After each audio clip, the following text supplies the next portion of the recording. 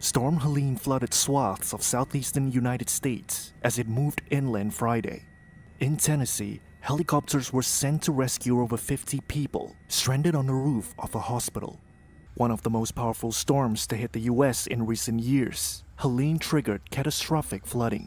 Millions of homes were left without power, and fatalities have climbed across 4 states.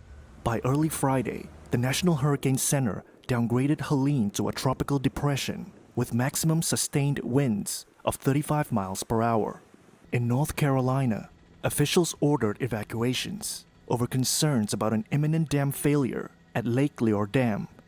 There were signs of erosion on one side of the structure. Officials later said engineers looked at the dam and determined it wasn't at risk. The energy firm that operates dams in the Carolinas opened floodgates to relieve pressure on nearby lakes.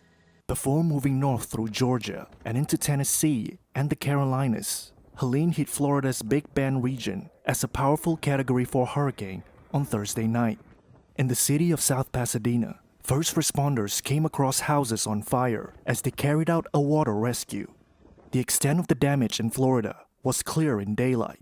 The coastal community of Steinhatchee was hit by a storm surge, a wall of seawater pushed ashore by winds that was 8 to 10 feet high. Resident Ted Saylor lost his home in the storm. This is the worst. Ain't nothing even come close to it. It flooded my house, flooded on my second piece of property, tore down their steel shed they had for parking their trailer under it. That's all we got is their trailer, I reckon. Officials had pleaded with residents in Helene's path to heed evacuation orders, with National Hurricane Center Director Michael Brennan describing the storm surge as unsurvivable.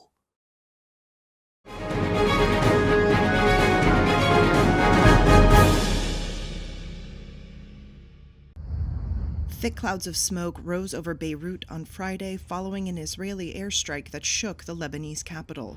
It was by far the most powerful attack carried out by Israel in the city during nearly a year of conflict with Hezbollah.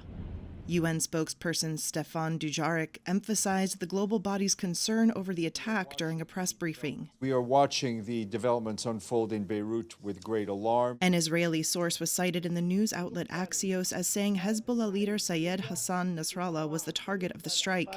A source close to Hezbollah told Reuters that Nasrallah was alive, while Iran's Tasnim news agency also reported he was safe. Iran-backed Hezbollah's Al-Manar television reported that 4 buildings were destroyed and there were many casualties in the multiple strikes.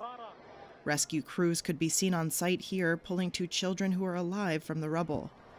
The Israeli military said it had carried out a, quote, precise strike on Hezbollah's headquarters.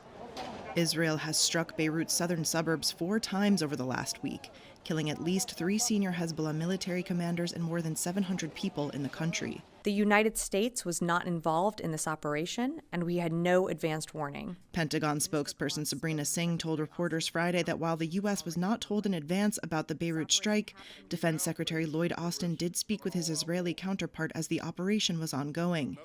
Singh declined to say what Israeli Defense Minister Yoav Gallant told Austin about the operation and whether it indeed targeted Hezbollah leader Hassan Nasrallah. The Pentagon also declined to speculate on whether the Hezbollah leader was still alive.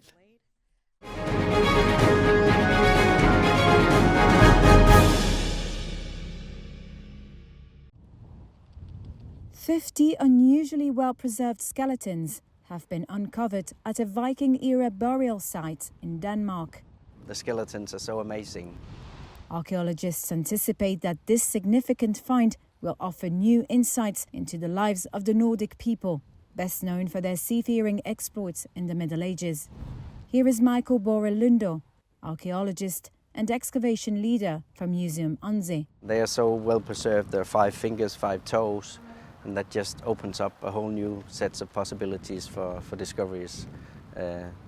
Maybe even things we didn't know we wanted to know. Discovered near Denmark's 3rd largest city, Anzi, the skeletons were kept intact by high water levels and favourable soil conditions that prevented them from decomposing.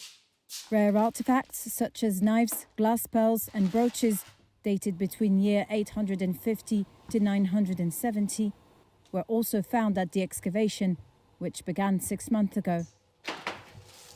Janni Amsgaard Ebsen is a conservator at Museum Onzi. So the object I'm holding in my hand right now is a certain Viking Age brooch.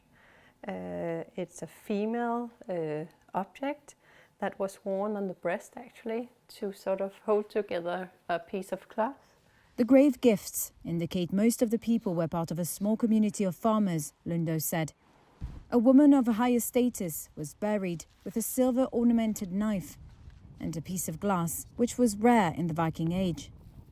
Archaeologists also collected soil samples in search of pollen, hoping to determine not only the season in which the person was buried, but also what types of textiles they may have worn. Most of the skeletons have been removed from the graves and packed in cardboard boxes at the museum to dry out before the examination and final cleaning.